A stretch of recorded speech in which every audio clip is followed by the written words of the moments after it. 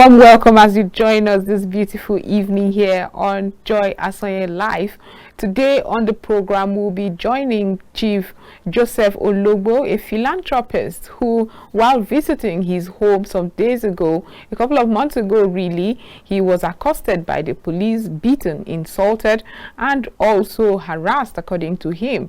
He will get to discuss his ordeal on what really transpired. After that, we would also be moving the discussion to Adamawa State, where the APC flag bearer, gubernatorial flag bearer, has suspended her campaign DG for allegedly indulging in anti-party activities, and this is coming just barely 2 weeks to the rerun of that elections. We'll get to learn what's going on in that state and how the campaign will fare without a DG. But that's all we'll be doing here on Joy Asonye Live today. We'll be back after this short break to delve into the discussion in proper.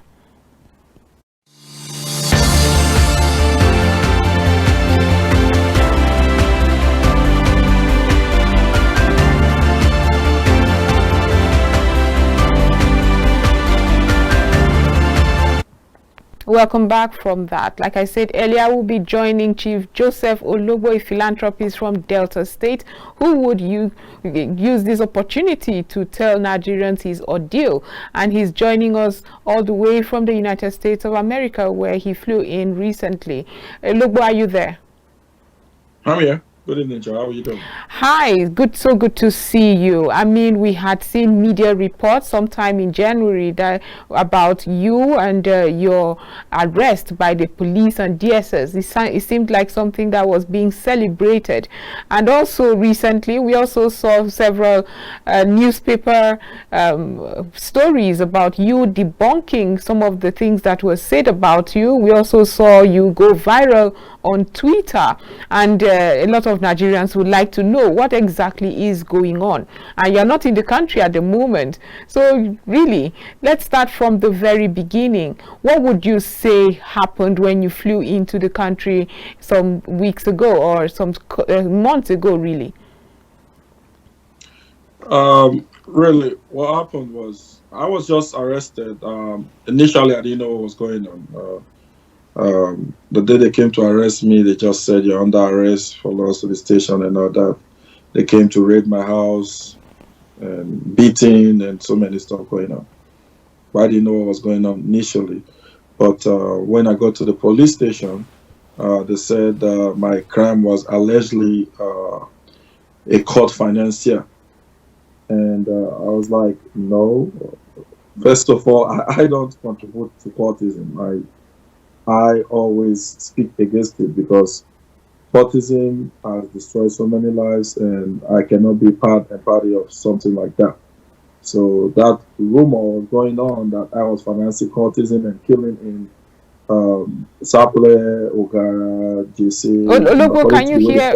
Hello, Ologbo, are you there? Chief Ologbo, can you hear us? Yeah. Yes, I can hear you. Okay, I think we're having technical issues. We can't hear you quite clearly. We'll go for a very short break. We'll return to discuss more. Stay with us. We'll be right back.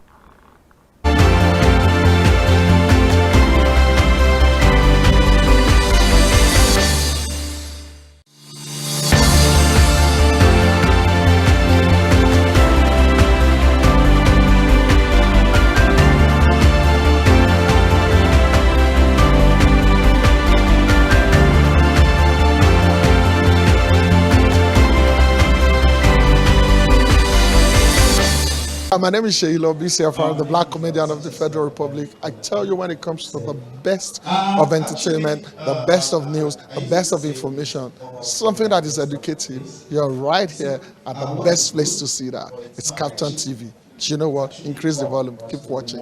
Don't touch the dial, okay? It's your girl Nkechi Blessing Sunday. I want you all to keep watching KAFTAN TV. Please keep watching KAFTAN TV.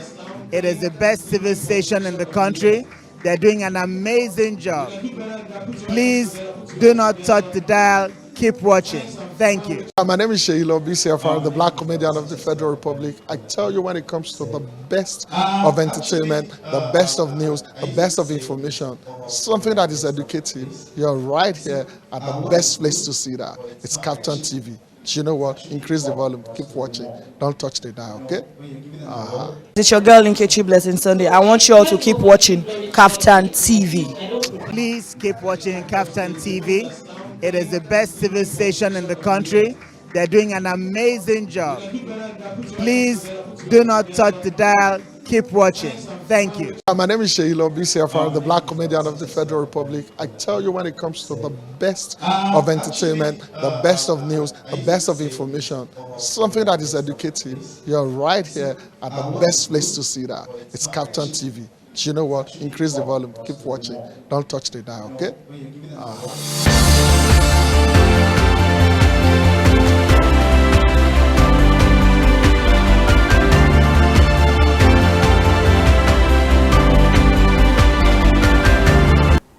Welcome back from that. Before the break, we were discussing with Chief Ologbo Joseph, who was recounting a story of his ordeal with the police and the prison system. It promises to be very exciting, as he's a philanthropist from Delta State who was, according to him, just getting a meal and was accosted by police. Like I said earlier, we will get to hear all about that story, and we are connecting via Skype all the way from the United States of America. Hello, Joseph. Hey, Ms. Joyce, how are you doing? Oh, this is much better. I can hear you now and it's clearer. No. So for those who might not have heard you earlier, if you don't mind starting all over again so we get an idea of exactly what happened. Okay, yes. So I think I flew into Nigeria through Lagos on the 1st of January. And actually, I was in Saple on the 10th. I went for the Lions Convention on the 19th through 22nd, and I got back into Saple on the 23rd. I was at a hotel called the Stone Hotel. It's a new road for people that know Saple very well. While I was there waiting, I was about to buy some, I ordered for some food. I was waiting. I saw the troop of policemen, the Sako policemen trooped in, and they're like, "You're under arrest." I'm like, what did I do? So the two men that was attached to me, they were also asking, like, what's going on? We're attached to this man. What's going on? And they didn't say nothing. They just said, oh, it's the CP's order. They have to arrest me. I have to come with them. You know, we had a little encounter, but finally, like, I told my men to stand down and let me go with them. But on our way going, they put me on the Sienna, a dark one, tinted and all that. They were beating me in the vehicle, keep asking me, where is the AK? Where is the AK? And I told them I don't have an AK. I have a pumping action, which is duly registered. And they went to my house, ransacked my house, turned the place upside down, sat me down in front of my wife and my kid, and one of the Sako commander, Agri, that was his name, I think. Agri was his name. That they're going to shoot my legs. I have to tell him where the AK is. I told him I don't have an AK, but they keep beating me, hitting me with gun, wood, knife, you know, blood all over me. They recovered some materials from my house, Norseman picture, Norseman magazines, and our uniform too. And they kept saying, "Oh, I'm a cultist and all that. I have killed people. I have to show them where the AK is." I don't even want to go back to that night, but it was horrible. I can imagine. But you just mentioned the Norseman. What is the Norseman for people who might not be clear about what they found? Yes. So the Norseman Club is a humanitarian organization. We're duly registered under the CAC in Nigeria. And all we do is render service to humanity. Sometimes we go to orphanages, we go to prisons, we go to hospital, people that can't pay their bills, we help them out. That's what we've been doing for as long as I can remember. And I'm one of the members, Norseman Club. Right. Have they found, before that time, was there any trace or evidence of crime being committed by people of that organization, the humanitarian organization you just mentioned? No. None that I'm aware of. Why do you think you were targeted? Why do you think of all the people in Delta State at the moment, they picked you? Or do you think it was just by chance that they were raiding and you were just happened to be there? Actually, I didn't know what was going on at first, but while I was in the Sako detention, something led to another. Some of the men that arrested me were saying, I'm dragging, I'm doing, I quote, he said, power torso with big men in Saple. And I'm like, what's this all about? They came to like, because right before I was arrested, on the 15th of January, when I came in, I did a humanitarian service. Usually what I do is every year I give to the elderly. I have a foundation called King Josie Elderly Foundation. So I give to like 100 to 120 women, widows, widowers. I give food, money to them. So I did one of my humanitarian service on the 15th of January. This one was very, very big because I reached out to about 150 persons this time. So they were saying, oh, I used to come from America, I come and do those things. I think I have money too much. I didn't take permission from the local government chairman, and so many stuff was coming up. And they mentioned that, oh, I'm dragging a girl with the local government chairman. I'm like, I don't even know what they're talking about. So yes, it was targeted. It was a setup specifically by the local government chairman called Eugene, Chief Eugene. Okay, before we go into the young lady who might be caught up in all of this, let's talk about, you said something about being arrested, and they were asked, you did a humanitarian outreach, and they mentioned it as being you bragging. Is there a set down policy in the state before a humanitarian activity is done? Is there some permission you were supposed to have acquired that you didn't acquire? None that I'm aware of. Like I said, I've been doing this for over 5 years. If you go to my page, King Josie Elderly Foundation, you're going to see I have a trade of doing this for over 5 years. I have never had to ask anybody to go be a humanitarian or to give back to my society. I grew up from Saple. I don't think I need anybody's permission to take care of people I think that they need help. So, and there is no standard law in Saple local government that states that if I have to do something, I have to go to the local government chairman or I have to go to the state or whatever. There is nothing wrong in being, nice to people. There was nothing like that. So now that we have established that might not be a good enough reason, let's go to this lady. You also mentioned that during the beating, in the midst of it, rather, you had them mention that you're probably having an affair with a lady that is connected to the local government chairman. Were you actually having an affair with somebody who might be connected to the local government chairman?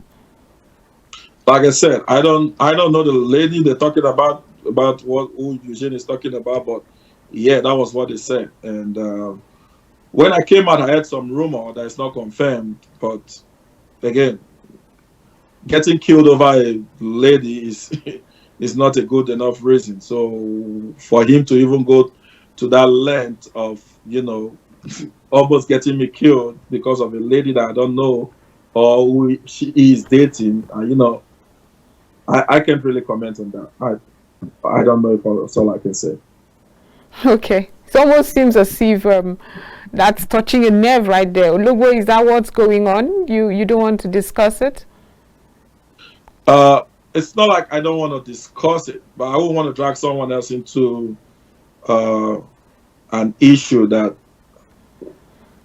he or she is not supposed to be dragged into.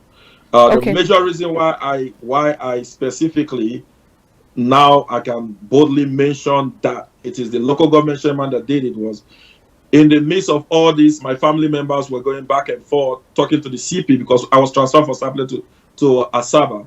And so they were talking to the CP because the case was now between myself and the commissioner of police. So they were like, talking to him and knowing what this really is. I've never been arrested. I have never been involved in any courtism. Nobody knows me for such things. So they were giving all these facts to the CP. I think his name is Ari. And he specifically said that the problem is the local government chairman. That the local government chairman, Eugene, is saying that they must take me to court and I must go to jail. Wow. So, yes, that specifically the CP, I quote, the CP said this to my family members. The CP said is that the local government chairman, Chief Eugene, is insisting that if he should release me, he is going to report him to the governor and state that any suspect he brings from Sapele to Asaba, he release the criminals. That's what the CPR said to my family members. So he said his hands are tied and that he can't do anything. That if we want to resolve it, we have to go back to the local government chairman, that they are the one that filed the petition against me. So that's it. So did you go back to the local government chairman? My friends keep going back to the local government chairman, and all he keeps saying was he doesn't know nothing about it. I should just answer to whatever the petition is. But he filed the petition, and the CP keeps saying his hands are tied, the local government chairman. The OC Sako Christ keeps saying is the local government chairman. The commander of the team, Agri, keeps saying is the local government chairman. The IPO involved keeps saying is the local government chairman. So he was the one behind everything. So before all this ordeal, what happened to you, would you say you had a personal confrontation, or personal, in fact, just acquaintance with this local government chairman? He used to be someone I respect so much before this incident, and as a matter of fact, I'm going to be very honest. When I get back home, most times I used to go back to his house. You know, we share drinks. He prays for me. He's an elderly man. I respect him so much. And about them saying, because they found me with a pump action, I want to deviate a little bit from your question, if you don't mind. They found me with a pump action that they claimed was unregistered. I want to make it very clear that sometime last year in July, I sent my driver on an errand, and my firearm is always under my ELOS at the back of the seat. So when I get home, I remove it and put it in my safe. I forgot. So while he was going, he was apprehended by some policeman that wasn't in town, that doesn't know my plate number or my vehicle. And this same local government chairman was the one I called, that also called the DPO of the town. Mr. Harrison is his name. I took the gun license to him and my vehicles. The ELOS and the firearm was released to me. This was sometime in July last year, 2022. You know, so for them to now say that my firearm is illegal, this is the same firearm that you guys released to me. But why do you own one? I'm a security personnel. I've been a patron to the vigilante for over 6 years in Sapele local government. And okay. There are over 122 men under that jurisdiction. There is a commander under that jurisdiction. It's called Ufoma Ogodo. And I have been the one taking care of them security-wise. I made uniforms for them in January that I brought back for them to dress in uniform. The local government chairman knows me as a patron to the vigilante. The DPO in Sapele knows me as a patron to the vigilante. So they all knows me. So I was surprised when they were saying I have an illegal firearm. You had mentioned there that at some point you thought you were going to die. Why did you think you were going to die? Because when I was arrested, they keep saying they were going to travel me. And they were, you might have to say that again. They were going to travel you. Yeah, the commander agreed. And the other guy, I don't know his name, who is the second in command in that operation, they keep saying, oh, I've killed a lot of people, so they're going to travel me. And I'm friends to a lot of policemen. I know that word travel. Travel means to kill. I think their plan was to kill me that night, but they received a call. I later on find out that it was a friend that I know that is also a senior police officer that called them. And they also said the same thing to him, that I am one of the biggest cultists that they've arrested in the history of Delta. As a matter of fact, the OC Sako got an award for arresting me, apprehending me as one of the biggest cultists in Delta. We read that in the papers. Yes, he got an award for that, which is very, very funny. And they were saying, according to what my friend told me, that the CP told him that I'm one of the biggest cultists in the history of Delta, and that they are planning to travel me. So he told them that he was interested in the case, that they should detain me. So, but they didn't know I know him. So he just said that, and I think that was my savior for that day. If not, from what happened, I was brutalized, beaten, with all that going on. Yes, I think their mission was to kill me that night. Wow, that must be a very harrowing and traumatic experience. But my question now would be, how do you feel that this happened to you and for others who it might be happening to? For several years now, Nigerian youth have been screaming that we are sometimes arrested like this and without any culpable reason. How do you feel now for those who might have had these experiences and not necessarily being culpable for a crime per se? Joyce, I'll say I'm grateful for life, but not everybody is this opportune to escape this kind of plan, articulated plan. I just feel sorry for some other youths because when I was arrested, I think our problem in Nigeria is we're so scared we don't even know our right. As youth, as young men growing up, we don't even know our right. Because when I was arrested, even some of my friends could not even come to the police station. They were being told that they're going to arrest them for just coming to see me. I think just two of my friends were able to show up, and they show up because we're too close for them not to be there. It's a shame because we need more youths that can speak up. Like even this that I'm doing now, I was advised against it, not to speak up. Like, oh, they can come back for me and all that. But my problem is this. If I don't speak up, there are so many men that was not so opportune to be this lucky. They've killed them and they just gave them a name that is not theirs. They put a gun in front of them. They tag them armed robbers, killers, cultists. And these men are just dead. Vibrant young men that are doing well just because of jealousy, greed, of misuse of power, which this local government chairman, Chief Hussein, is actually doing. So many young men have died like this, and I really feel sorry for the situation. I'm thankful for life. I'm grateful that I'm alive, but I think the youth needs to be more enlightened. We need to know when to push and when to speak up, when to talk, when you need to talk about it. Because this incident, I don't think this has happened just with me. I believe so many young men have died like this. But I just thank God that I have beautiful family. I have friends that could, be on their neck to make sure that this injustice was corrected. And I also want to thank the judiciary, the court, for granting me bail.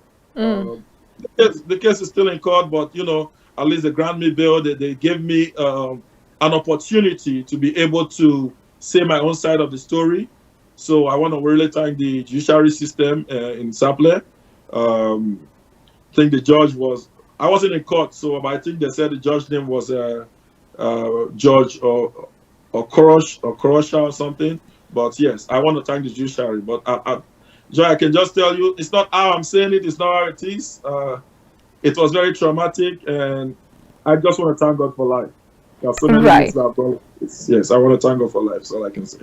So you are not in the country at the moment. What would you be doing? You are a philanthropist. You've been doing so much for young people, and you have seen yet another gap in society, which is that lacuna between the police and the governed, the Nigerian citizens. And you see that often, if not checked, according to you, it might go left, as in they might use their powers to intimidate young people. And you are leaving the country. What does it say for you who have experienced it firsthand? What's your plan of action so that we do not see this repeat itself over and over again? I think this happened to me for a reason, actually, Joy. I'm planning to be a human rights activist. I always come back home. Even I have friends that don't want to go back to Nigeria because of all this brutality and all that. They'll be like, oh, what are you going back home to do? You have your own company here, you're doing well, and all that. And I keep telling them there is no place like home. If all of us keep running back, to America, to UK, to Germany, and we don't come back home to give back to our society, it's going to keep getting worse. So I have decided, by God's grace, if everything goes well, I'm going to make the right move to know what it takes to be a human rights activist. I believe there are so many young men in jail. There are so many young men being arrested because I was held for actually over 2 weeks before I was taken to court, which is not Wow. right. I was held for over two in Ibuzo in the Sacco cell. Water runs just once a week. I had to sometimes use the pure water. It smells really bad in the cell. There's a lot really going on there. So I'm praying that God bless me as much as He can. And I'm planning to be a human rights active. When I came back, my business was a little bit shaky. I'm still trying to get back because over here, like in America, you got to pay your bills. You got to make sure your license and certifications are all up to date. Which I was late for about a month because I was in prison for over a month and in Wow. so it was over 2 months. So yeah, I'm planning to do that. I'm going to find out what it takes to be a human rights activist, and I want to do my best to make sure that no young man ever suffer what I suffered.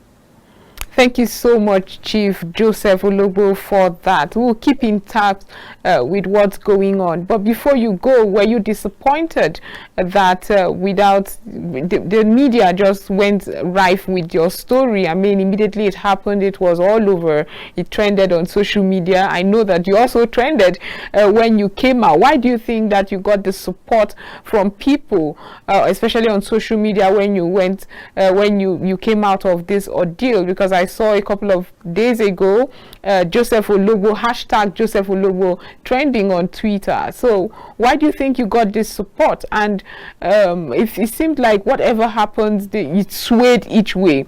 They accused you, it trended, you were out, it trended. What do you think of the media, first of all?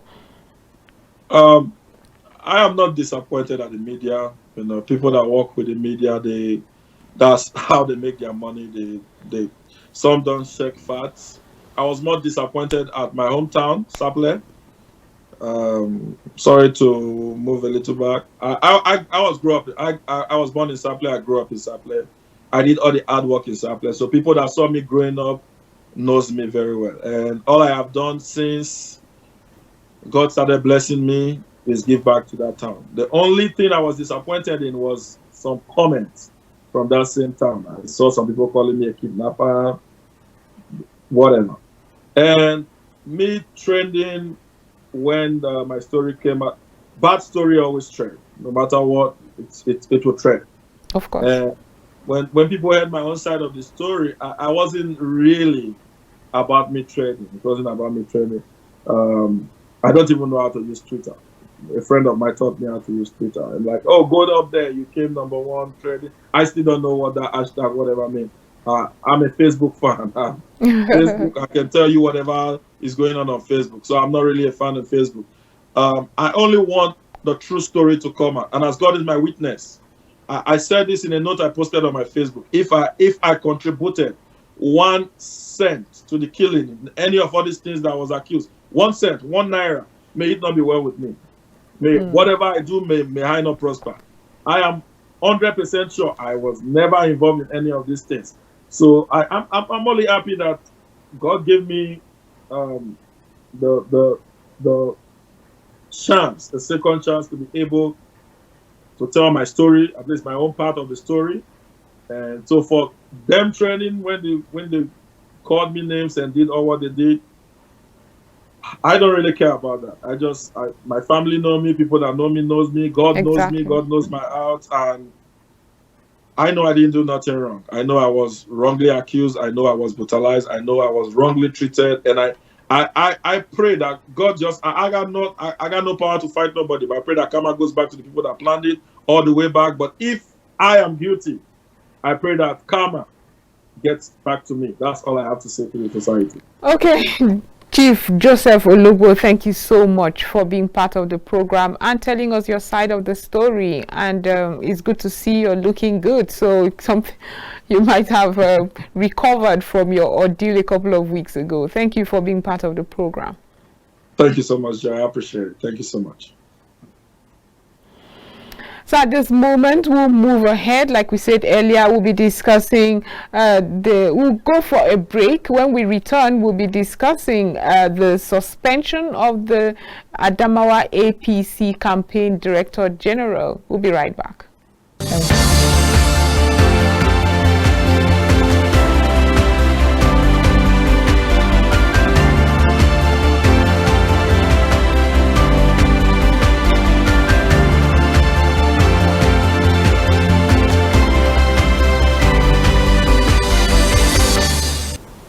Welcome back from that. We had told you we would talk about the suspension of the APC campaign director in Adamawa State. And speaking to us about that is Honorable Martins Dixon. He's a member Media Committee Binani Governorship Campaign Organization. He's reaching us all the way from Adamawa State. Hello, Honorable Martins. Yeah, good evening, and thank you for having me. It's wonderful to see you again. I mean, let's just quickly start from the elections that took place a couple of weeks ago. That's on the 18th of March. First of all, congratulations. I'm not sure what to say now with the rerun in place. It was a keenly contested one. However it goes, I must congratulate you for your efforts in that elections. However, we are seeing this later that was dated 31st of March to the campaign DG. What's your thought on that? Is this going to mar the rerun barely 2 weeks, in 2 weeks? I know it definitely will not mar the chances in the rerun and then the preparations in the rerun. This is just part of the disagreements, let me say, or part of the indiscipline that has been going on in the Adamawa State APC for quite a while. If you can recall, there are quite a number of high-profile party members who have highly placed positions and highly placed stakeholders in the APC that have been suspended in recent times. And it became reoccurring, and it became something that is frequent that calls for concern, because that shows that the level of discipline within the party has been eroded. And I think these are concerns that should be addressed as quickly as it should. But then we have been part of these happenings in the recent past. There was even a scenario where the governorship candidate herself was said to be suspended at a particular time. Exactly.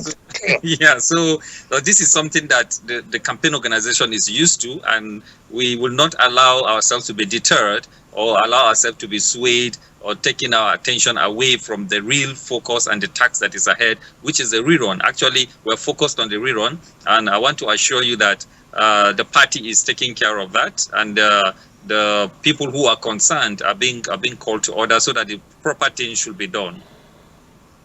Okay, so we've seen several dynamics of the 2023 general elections. I mean, I don't know what constitutes as anti-party activity these days. We've seen top political actors support one person who not necessarily is of the same political party, and while in another political party. I mean, what in this case happened with Senator Ahmed Barata? Actually, what was written in the letter cut across quite a few issues that are of concern. And I'm happy to state here that the local government coordinator for the Binani campaign organization, in person of Mustafa Kiri, had come out to really clear the air on certain issues. Part of the accusation was that there are incentives that were given to mobilize agents at their polling units, and then they accused the Director General of not of holding that logistics for polling unit agents. And then also there are some incentives that was given in terms of food items and other materials for the campaign, which actually was given to the in custody of a committee. The Binani campaign organization have in all 21 local government areas what it called the steering committee, and that steering committee is headed by the coordinator of that local government. So Mustafa Kiri has been able to come out and to say quite clearly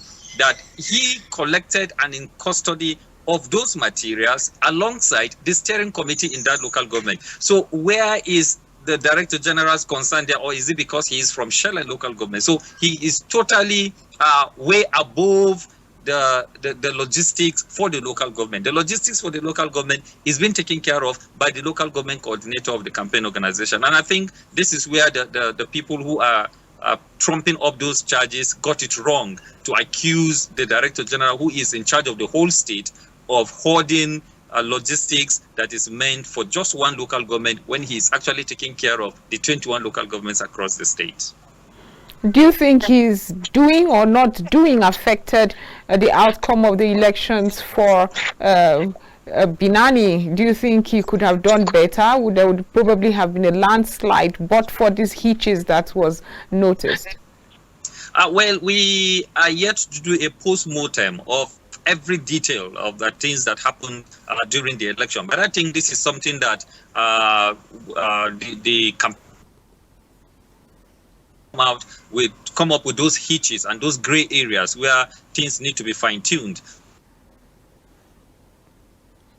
Are you there? Can you hear us? Exactly, we are to express. But then, I don't think the Shelling issue particularly affected generally the outing in the elections. The elections generally in Adamawa State is marred with a lot of irregularities.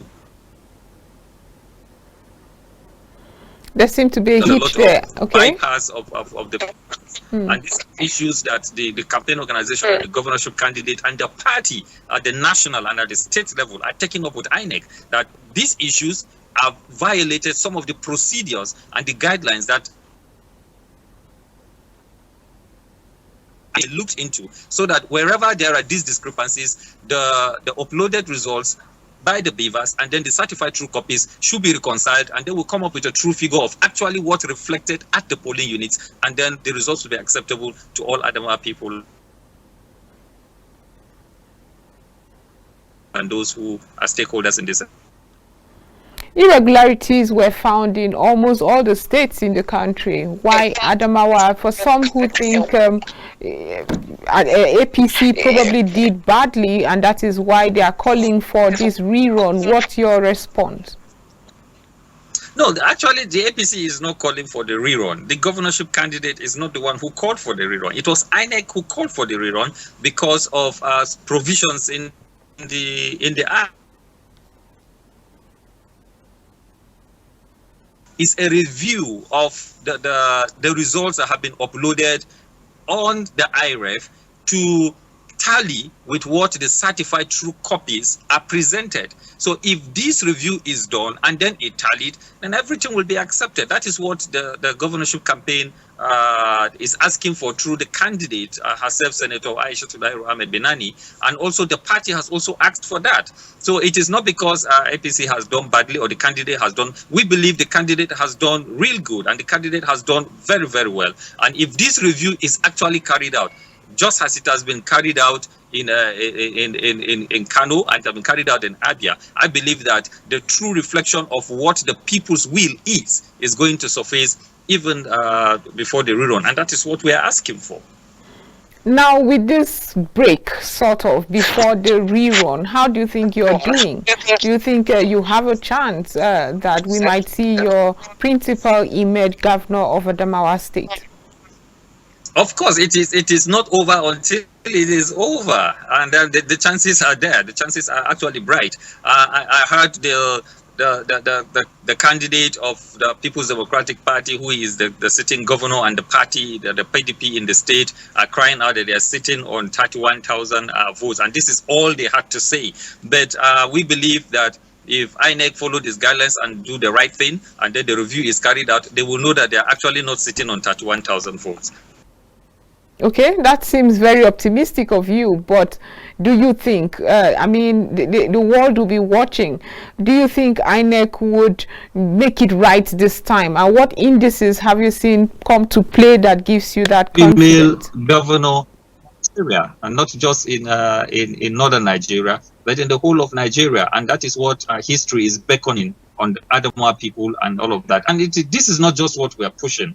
We are pushing precedents. If you look at the achievements of Senator Aisha Tudairu Ahmed Benani when she was member House of Representatives and when she is senator, and she's still the current serving senator of Adamawa Central, you could see that she has touched lives across the state, not just within her senatorial district. And this has affected so much the lives of people. And that is why you see that she has been able to garner the kind of support and the kind of grassroots followership that she has been able to garner. Nobody gave her the chance to be able to pull through this number of votes, but they saw the kind of support that she had, the number of votes that she was able to pull through, and everybody is sitting up to know that Aisha Ahmed Dahiru Benani is not a pushover, because she is a grassroots politician and she has empathy, she has concern for the downtrodden, for those who are actually not doing well. And it is because of that situation, that motherhood care and concern for the people of Adamawa State, that is why she had been able to gather that kind of support and followership that she has been able to gather. So it is not just a one-off event that is happening within the election. It is an accumulation of what she has been doing over the years that have been able to give her that edge. Now, in your course of campaigning, have you had nuances about her being a female candidate? Has it posed any sort of challenge for those who might think Adamawa is not ready for a female leadership? No, Adamawa is actually ready. If Adamawa is not ready, those number of hundreds of thousands of votes wouldn't have flowed into the basket of Senator Aisha Tudairu Ahmed Benani. Quite okay, there are a few people who are exhibiting or expressing their kind of resistance to having a female become governor. But whenever that is juxtaposed with her achievements, her character, her ability to be able to affect positively the life of people, they always come down to agree that she is someone who is a leader. She is someone who has proven her mettle in politics and in leadership. And I think that has given her an edge. Irrespective of her gender, she has been able to pull through against all odds and against the expectations of many. So I think we've been able to counter that, and she has been able to put forward convincing attitudes, convincing results that have been able to quiet a lot of people who are using gender to campaign against her. And I think this is the positives for the women in Nigeria. And she has become the Amazon, and she has become the trailblazer to be able to emancipate the girl child, to be able to emancipate the women folk, so that they believe in themselves and take up responsibility to do what they have been empowered by nature and by God himself to be able to do, to bring about the change in our society. And I think this is a very big plus for Senator Aisha Tudairu Ahmed Benani. She has been able to break the glass ceiling. Okay, now let's go into what you would like to be seen better. I know that in the Adamawa elections, there were also pockets of voter intimidation, harassment, not to mention with the conduct also was characterized by late logistical problems by INEC personnel and late arrival of materials in some polling units. What in your words, if INEC is to do better this time, get me to the nitty-gritty of what you would like to see.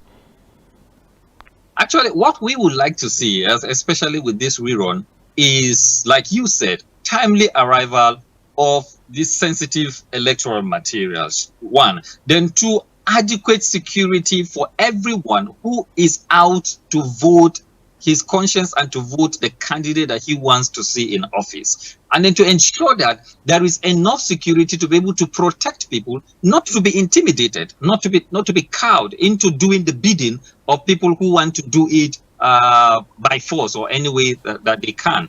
And then I think also we will want to see a situation where there is a level playing ground in the sense that the environment wherewith people are voting should not be turned into a marketplace where vote buying is done, intimidation is done publicly. So I think these are issues that needed to be taken into consideration. These are issues that INEC need to see that is being done properly. And then lastly, and most importantly, critically also, is to see that those results that are uploaded on the IRF tally with the certified true copies, the hard copies that are going to be transmitted as the results that are going to be compiled to be announced. This is critical to this rerun. It is critical to every citizen of Adamawa State, so that whatever is being reflected in the voting, in the ballot, is what is reflected on the IRF, and it is what is announced and given to the people. So if these things are taken care of, there's adequate security, the voters are not intimidated,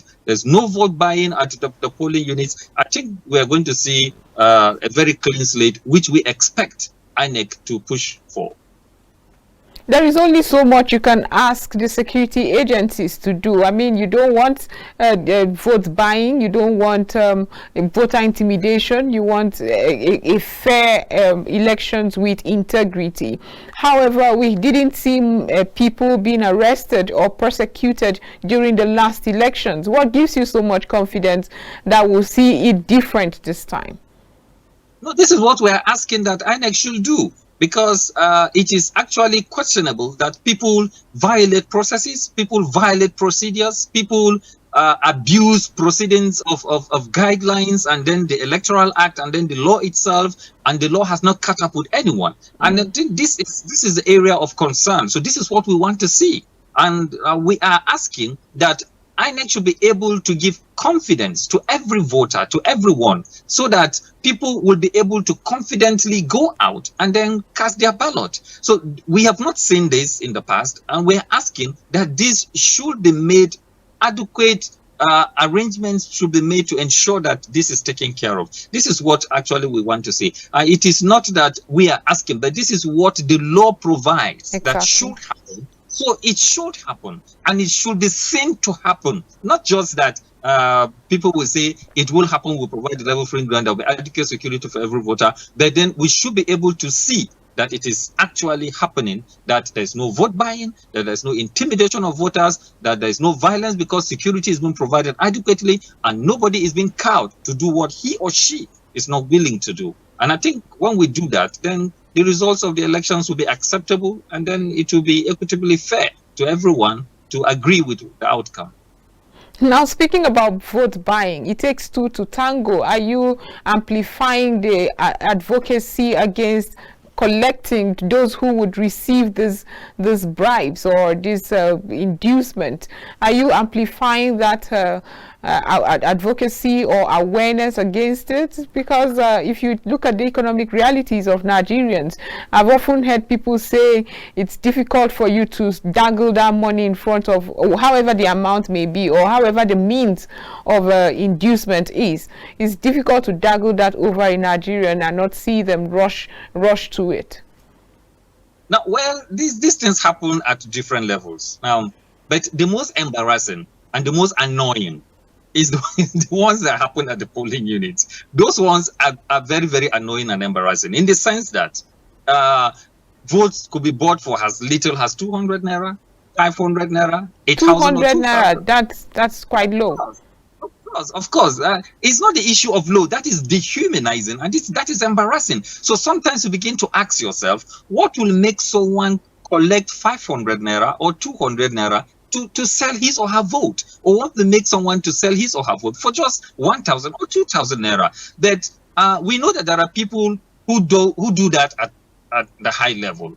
They take millions, they take hundreds of thousands to see how they can go sway votes for certain candidates. But when the poor people begin to belittle themselves, to begin to smear their consciences, and then take as little as insulting as 200 naira to sell their votes, then that calls for concern, and that calls for a serious problem within the social strata in our society. And these are issues that we should begin to look at. What will make a Nigerian sell his vote for as low as 200 naira? This is something that we should sit as a nation and begin to make an in-depth search to find out what are those things that precipitate that. Because it is not just the issue of poverty. If you tell me that is the issue of poverty and people cannot take their eyes away from money, then it should be as embarrassing, as assaulting as 200 or 500 naira. It should be something of tens of thousands or hundreds of thousands that can buy probably food in their houses for 2-3 months.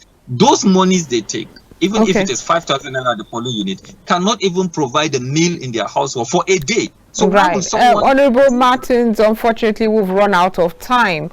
Thank you so much for being part of the program.